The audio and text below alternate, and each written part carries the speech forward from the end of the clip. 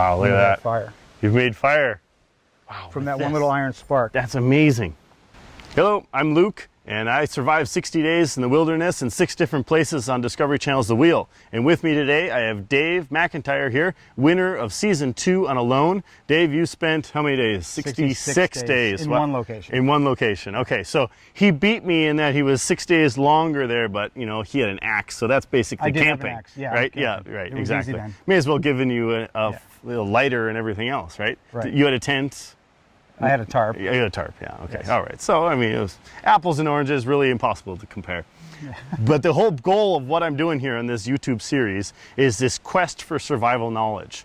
Now, I may have survived out there for this long as I did, but I didn't know a lot of the little tricks and tips that go along with surviving well, right, and thriving out there. So that's what I'm doing here today, and Dave is going to walk me through a few of these things. What are you going to teach me here? We're going to talk about some fire making techniques that probably would have helped you in some of those areas. All right, yeah.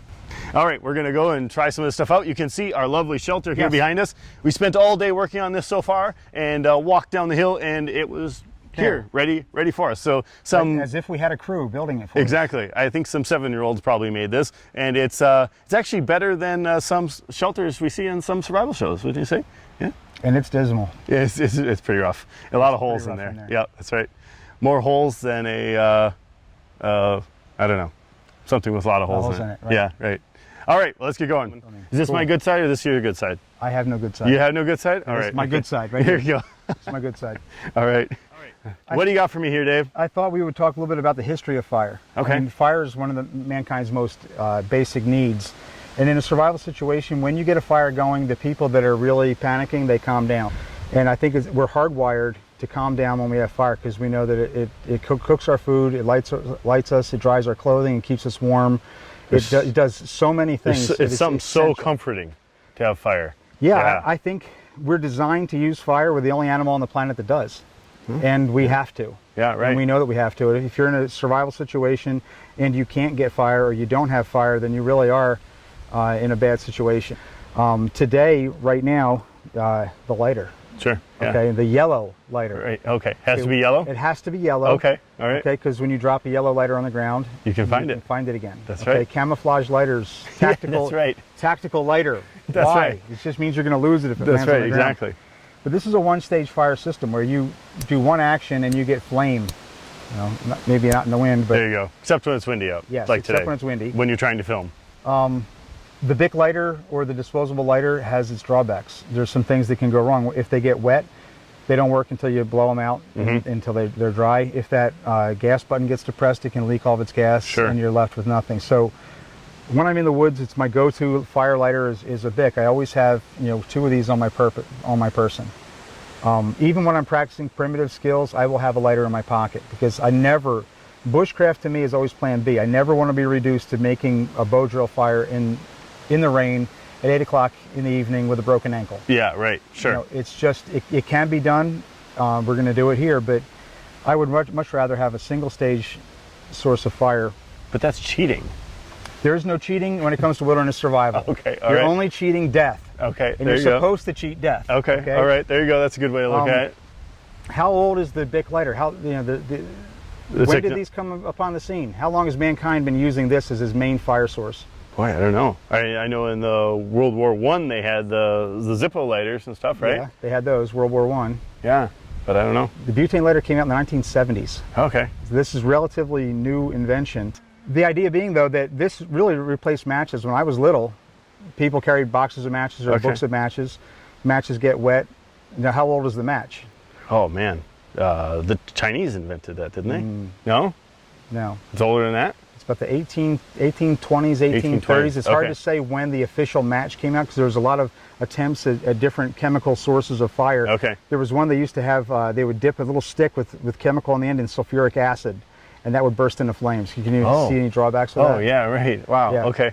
And they would like sputter, and little meteors of flaming meteors would pop off, and they weren't, so the safety match you're talking about, like 1840s, 1850s, that starts becoming popular. Okay. Now how did mankind make fire before matches came about? Colonial times, up to the cowboy era. The mountain man. What would you Yeah. expect to see your mountain man's kit? What would he have with him? I suppose flint and steel. Flint and steel. Yeah. And we're not talking about a ferro rod. Right. You know, modern ferro rod, That's cheating. no, that is an amazing amount of spark. That's great. Hey, yeah, right. I know, right? Yeah, burn holes, more holes in this Okay, shirt. Let's light Luke on fire. This shirt has already survived a lot of my attempts to put it on fire. When people say flint and steel, they often think of the ferro rod. Sure. But we're not talking about that. We're talking about going back to the actual hardened steel, Strike-A-Lite, and a piece of flint. And that creates iron sparks. Oh. Now, Not a whole lot. how old is this method and how long did it endure? Oh, I don't know. You keep asking me these questions, and I give you the Yeah. wrong answer. So I could say, you know, I mean, the Well, 1300s. you're not a survival. 1300s. Yeah. Actually, before the Roman Empire. Really? This is the oldest the most enduring Wow. fire-making method mankind has ever had. That steel spark struck against a flint or a quartz, and lit with char cloth or other carbonized material. Your cowboys, your mountain man, all the way back to your Roman legionnaire use this method. Before that, we get to friction fire with wood, the hand drill and the bow drill, and different methods like that. But this method is the one that, you know, your grandparents knew how to do this. It was the way their grandparents lit fire, and this was how fire was made for most of mankind's written history, is with the steel. Ever since the Iron Age Yeah. came out. Okay. From the Iron Age up until the present day, this is the method. Wow. And most people now have forgotten it because the match replaced this. Sure. And then the lighter replaced the match. Yeah. And now we're, you know, several fire making methods removed from our history. My iPhone can't start fire yet. Well, not when I want it to. So the way this works, let's keep that from blowing away. So that's what you got there. That's char cloth. This is char cloth. This is actually, it's almost like a gauze. Yep. It's been carbonized. I didn't make it in this can because this can has never been fired, but it's basically a small tin with a hole in it. Okay. And you fill it with the unburned cotton material, and you put that in a fire until it stops smoking. Okay. And then as soon as it stops smoking, you cover up that hole and let it cool off. Oh. Then what you're left with is basically charcoal, but it's charcoal in the form of cloth. Oh.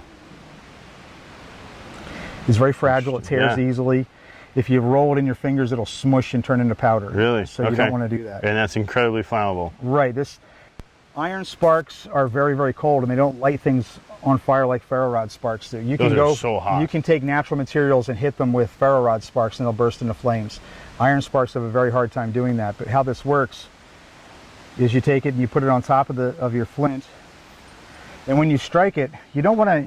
If you do it out here, you're going to miss. Okay. So you turn the whole thing 90 degrees, so you're looking straight down away from the steel as it's falling, and you can accurately hit a nice sharp spot there. Now, sometimes this happens very quickly. I'll hit one strike, it'll start turning into a coal. Okay. And then you're ready to blow it up into a tinder bundle. But sometimes it doesn't get on the first strike, but oftentimes you will see when those sparks hit the char cloth, it'll turn into a little white spot that'll start to glow. Okay. And that you only need one tiny little piece glowing, and it'll start. Really? Okay. So it's already turned into a coal. That. And that's the wonder of char cloth. Now I've got to take this and put this into a tinder bundle, and this is jute twine that we've prepared for this. Roll that together.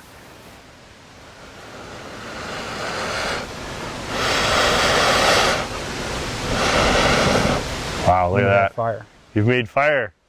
Wow. From that one little iron spark. That's amazing. In just one little tiny spark. And it's very, very quick. Yeah. Now, in order to take advantage of that fire, we would have to make our fire leg and everything, and have a place to receive that tinder bundle. But the process is very simple. Now, can you see a problem with this as a survival fire system? Yeah, if you don't have char cloth. Yes, and what do you need to make the char cloth? A tin can and fire. You That's need, right, you need need fire. Right. You need to have fire to use this method That's right. continually. Yeah, right. Okay, so we refer to this as a second fire system. I've got my Opinel saw here. In a lot of, I've never tested my Opinel on this. Let me find that nice sharp spot we had. Yeah, I was using it right there. It used to be Let's sharp. see if I get sparks off this. Look at that. Yeah. Little few of them, yep. And so Okay. you put your tinder bundle on top, or your char cloth on top, because that's where the sparks are going to gather. Yeah, as the metal, what you're actually doing is you're shearing off pieces of the steel. Yep. As it's coming down, it's actually knocking pieces of the steel off, and the friction of their separation from the other steel is what lights them on fire. Sure. And most saw blades are hard like that. My Okay. silky saw on Vancouver Island, that was my other fire making Yep. method. But if you hit the back of that blade against the quartz, it would make sparks. Interesting. If this all I needed was char cloth, and I would have a second source of fire. Are any knives capable? Yeah. Like this? This has got to be hardened steel, right? Okay, now the problem, it depends, not all knife steels spark. Okay. None of your stainless steels will spark. Sure. Okay. The idea is the spine of the knife has to be very hard. Yep. And the harder, a lot of knives have a differential temper, Sure. where the edge is very Okay. Yep. hard and the spine is not, and they don't spark very well. The problem with using a knife as a fire maker is that you're actually swinging this blade up and down. Oh yeah, that's right. That's Okay, not a and very good idea. it can be dangerous. Right. So Yeah. you really have to. Yeah, Interesting. it can be done. But it's a dedicated piece of steel or a closed up saw would be much better. Right, a closed saw works really well. Now that's a very thin piece of steel there, but you did see sparks Yep. coming off of there, Yep, and for one sure. spark is enough. Okay. But that's a method. Okay, if I didn't have any way to make a fire, or if I have matches or something I'm gonna run out of those matches and I make a fire, and if I have a saw, I might want to find a piece of quartz which will also spark it. Yep. Make some char cloth, and that lets me preserve my matches. And keep going. Okay. Okay. Or if your lighter went dead or whatever. Yeah. But you have to have that first fire to make the char cloth. You can pull off the back pocket of a pair of jeans and use Sure. that for your cotton. Any cotton material. Any Yeah. cotton will work. Huh. So that char cloth you have to have and prepare. Right. Is there anything else you can use in replace for char cloth?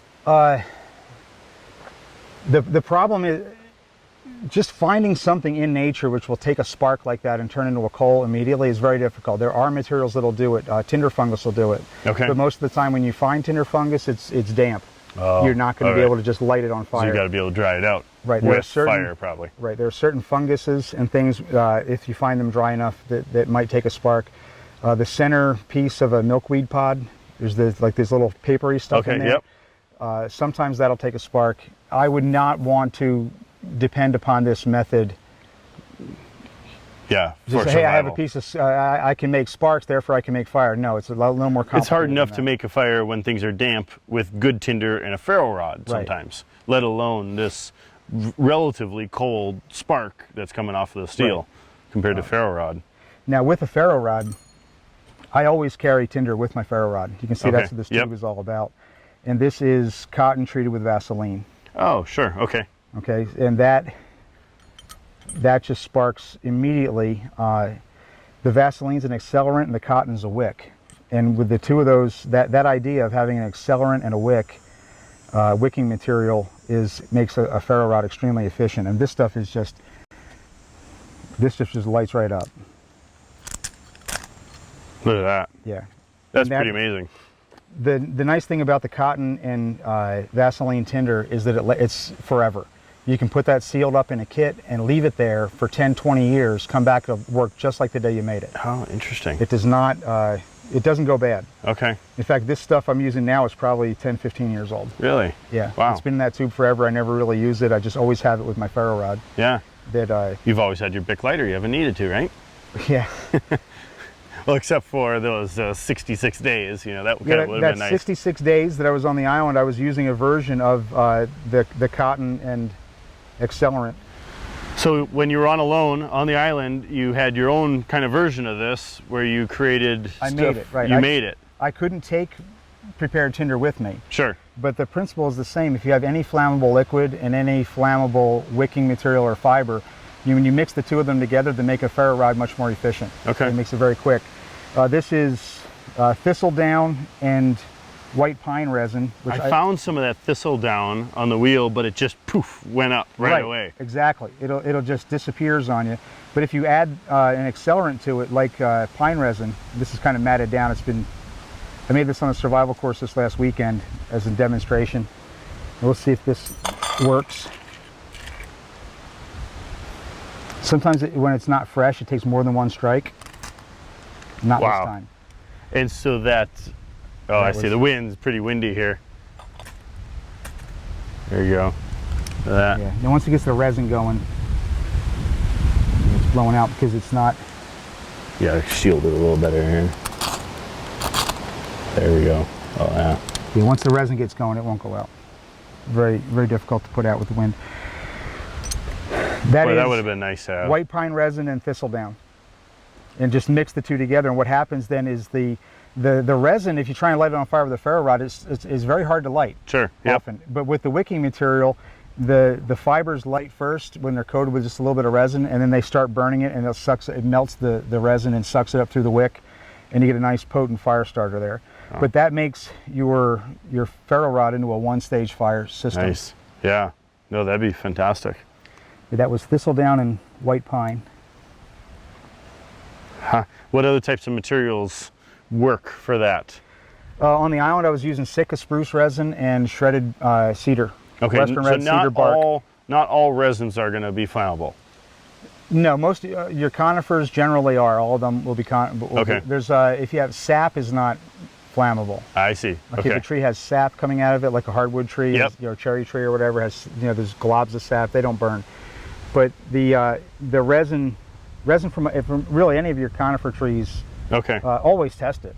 Yeah, right. And now what you're looking for is a tree that's lost a branch, or like I had one on the island, huge Sitka spruce, and a tree had come down and sheared off all the branches on one side.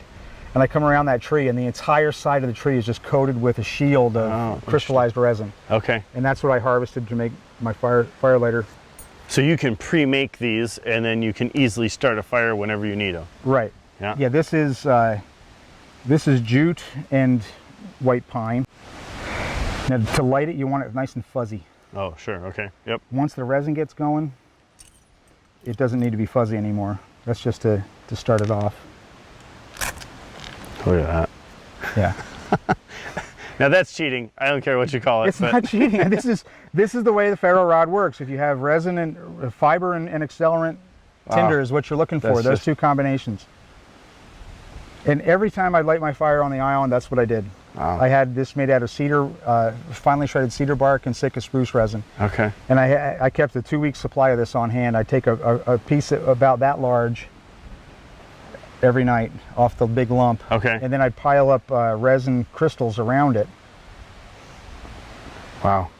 But yeah, this is the way you want to go. And that saves on your rod too. Oh yeah. If you have a subpar tinder and you're scraping and scraping and scraping 30, 40 times, yeah, right. You're wearing your rod down. Well, I see the small one that you have, and when I bought one, I'm like, oh, I want a big one. The one I had on the wheel was bigger than this, and probably the size of my pinky. Right. And I was missing like at least a third of it by the time I got back. Right. So wow, normally on the island, on Vancouver Island, when this stuff gets old, this is fresh. Okay. That's why it lights so quickly. Okay. When it's old, you have to hit it a couple times with the rod, and the sparks will actually melt some of the resin. Sure. And then on like your third or fourth strike, you get that liquid resin burning. And I felt like sometimes I was drying out with whatever material I was using with sparks. Right. And then finally get it to the point where then it will take off and light. Yeah, but if you're doing something like this, see how long this has been burning while we've been talking. Man. It just that's remarkable. That's and great then stuff. This last one here is dogbane fiber and white pine. Cattails would work, right? Cattail fluff, yeah. Yeah, cattail fluff. If you put a big pile there and hit it with a ferro rod, it goes poof. Yeah, it's gone. A little bit of resin, it burns just like that. Interesting. So you can mix it up in there and then stretch it out. Now it's not going to be as fibery, right? With the resin mixed in, the cattail stuff. Is it still going to take a ferro rod, all right? Oh, it'll take a ferro rod, fine. Yeah. Okay. Any of your plant wools, you can walk through your average dry field, and there's plants that'll have some kind of wool available. You just collect a pocket full of it, find your nearest conifer tree, and if you can't find one that's wounded, you can wound it. Yeah. And got like a V in there. Yeah, you want to cut through all the way to the sapwood. Yep. Don't just score the bark. You want to cut it into the wood that's just beyond it, and that'll give you all kinds. That's still going. Look at that. Yeah. Then this here is dogbane fiber with white pine. This should burst. You light it up. Oh yeah. No, it won't light. Watch this. Oop. Look at that. Wow. That's remarkable.